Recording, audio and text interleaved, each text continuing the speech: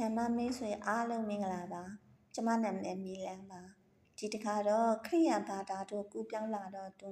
ဘာသာဝင်လူတစ်ကချက်ချင်းတရားဟောလို့ရလားကောင်းစင်နဲ့ဆွေးနွေးကြရအောင်နော်မကြခင်ကကြားလိုက်ရပါတယ်ခရိယန်ဘာသာကိုကူပြောင်းလာတဲ့သူဘာသာဝင်လူတစ်ကိုတရားဟောခွင့်အမှုဆောင်ခွင့်မပြုဘူးဝေဖန်ထားကြပါတယ်ဘာသာဝင်လူတစ်ဆိုတာဘယ်သူကိုပြောတာလဲလူဦးတယောက်ကမူလကခရိယန်တော့မဟုတ်ဘူးနောက်မှဖျားသခင်ရဲ့မေတ္တာတော်ကိုနားလဲသဘောပေါက်ပြီးမိမိသဘောဆန္ဒအလျောက်အတင်းတော်တစ်ပါးပါးမှာနှိမ့်ချင်းခံပြီးတော့ခရစ်တော်နောက်လာယုံကြည်သူဖြစ်လာတဲ့သူကိုဘာသာဝင်လူတစ်လို့ခေါ်ကြပါတယ်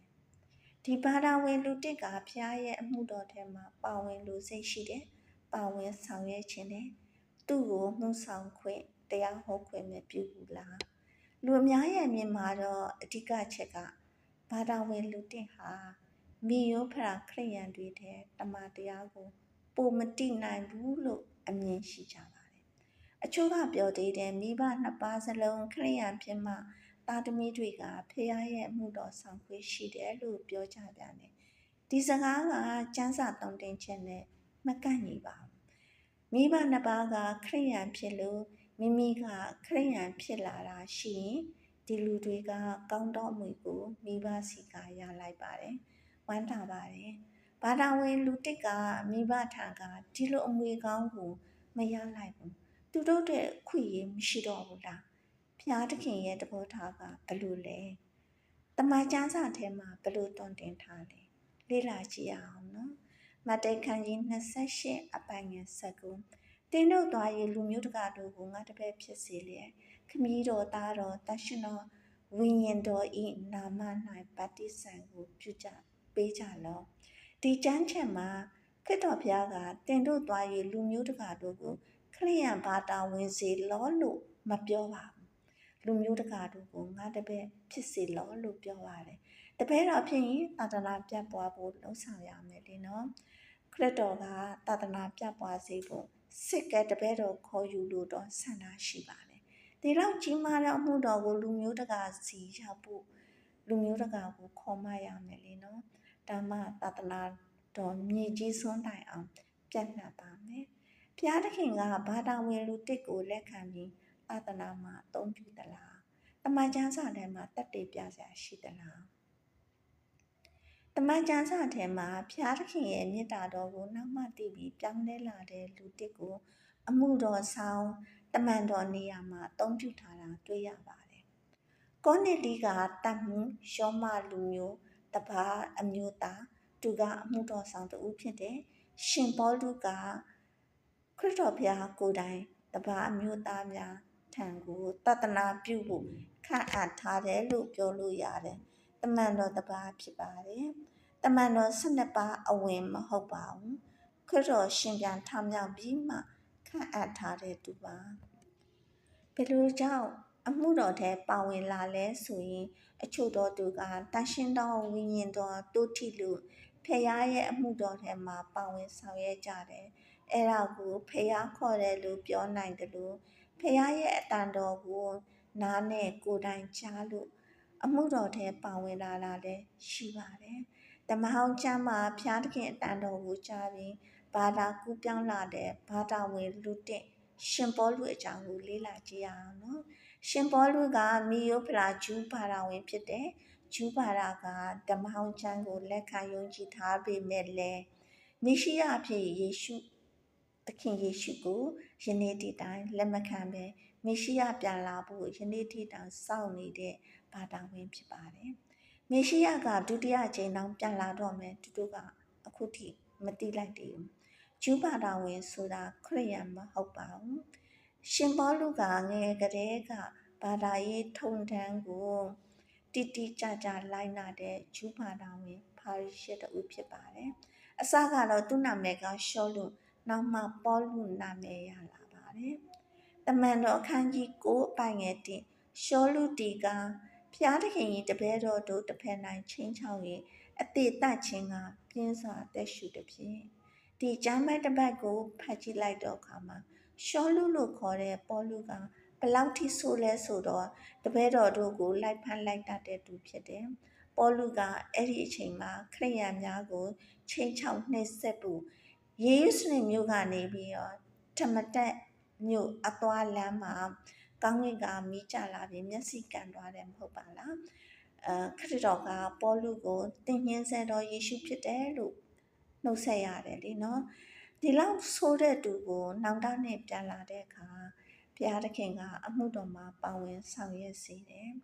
ရှင်ပေါလုကိုဘာသာကူးပြောင်းလာတဲ့သူလို့ပြောတာတဲ့စိတ်နှလုံးပြောင်းလဲလာတဲ့သူလို့ပြောရင်ပိုတစ်တော်ပါတယ်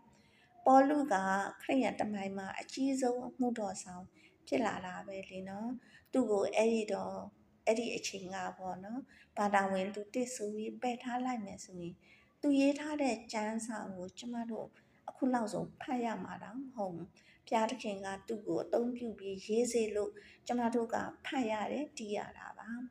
တကယ်တော့ဘုရားသခင်ကမျိုးရိုးဘာသာရေးနောက်ခံတဲ့လက်ရှိဖရာဘက်မှာဘလောက်စိတ်အားကြီးတယ်ဆိုတာကိုကြည့်တဲ့ဖရာဖြစ်ပါတယ်အမှန်တကယ်ကခရိယန်ဘာသာကမိဘမျိုးရိုးနောက်ခံနဲ့မဆိုင်ပဲမိမိကိုယ်တိုင်ယုံကြည်ခြင်းနဲ့ဒါသက်ဆိုင်သောဘာသာဖြစ်ပါတယ်တမန်ကျမ်းစာကိုထောက်ရှုခြင်းအပြင်ဘုရားသခင်ကဘာသာကူးပြောင်းလာတဲ့သူကိုအမှုဆောင်ခွင့်ပြုထားတာကိုတွေ့ရပါတယ်ဘာသာဝင်လူတစ်ဖြစ်ပါစေဘုရားသခင်ကိုယုံကြည်လိုက်တာနဲ့တင်ကဖခင်ရဲ့အမှုတော်ဆောင်ဖို့အခွင့်အရေးရရှိသွားပါပြီ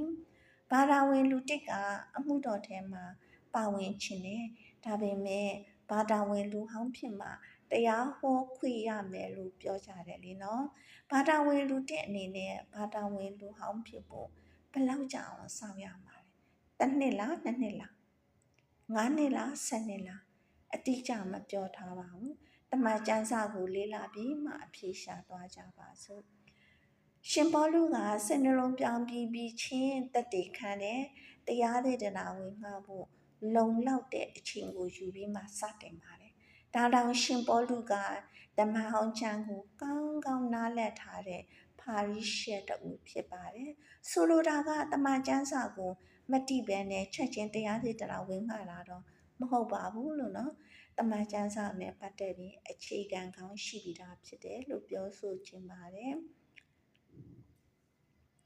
တမန်တော်တွေလည်း3နှစ်လောက်ခရစ်တော်နောက်လိုက်ပါပညာသင်ရတယ်အဲ့ဒီအချိန်မှာကျမ်းစာကြောင့်မရှိပါဘူးသခင်ခရစ်တော်ကိုယ်တိုင်သင်ကြားပေးပါတယ်ခရစ်တော်ရှင်ပြန်ထမြောက်ပြီးကောင်းကင်တက်ခါနီးတန်ရှင်တော်ဝိညာဉ်တော်ကိုစေလွှတ်မဲ့စောင့်နေပါလို့မှာခဲ့တယ်ဘုရားသခင်ရဲ့တကူတော်ကိုရဖို့ပင်တေကုတ်တင်နေ့ဝိညာဉ်တော်ဆင်းသက်ပြီးမှစတင်ပြီးဝိငှပါတယ်ဆိုလိုတာကဘာသာဝင်လူတစ်ကစိတ်အားထက်တိုင်ုံနဲ့မပြီးသေးပါဘူးလုံလောက်တော့ပြင်ဆင်မှုအတွက်အချိန်ပေးရပါတယ်ဒီနေ့တချင်းခံတော့မကြခင်ပါပဲတရားဒေသနာဝိငှဖို့တရားပြင်ပေါ်တဲ့တရားဟောတာတော့အန္တရာယ်များပါတယ်တတိမောတေခန်းကြီး3ပိုင်ငယ်6မှာရေးသားထားတာကိုဖတ်ကြည့်အောင်နော်မာနနှင့်ရင်မိုးလျက်မာနဤအပြစ်ရောက်မည်ကိုစိုးရင်စရာရှိဘာသာဝင်လူတစ်မြတ်ဖြစ်ရာတမန်ကျမ်းစာထဲမှာဘာသာဝင်လူတစ်ကိုချက်ချင်းကောင်းဆောင်နေရတရားပြင်နေရဖို့တက်ဖို့တရားဟောဖို့မပြုတ်တစ်ပါဘူးလို့တတိပေးထားပါတယ်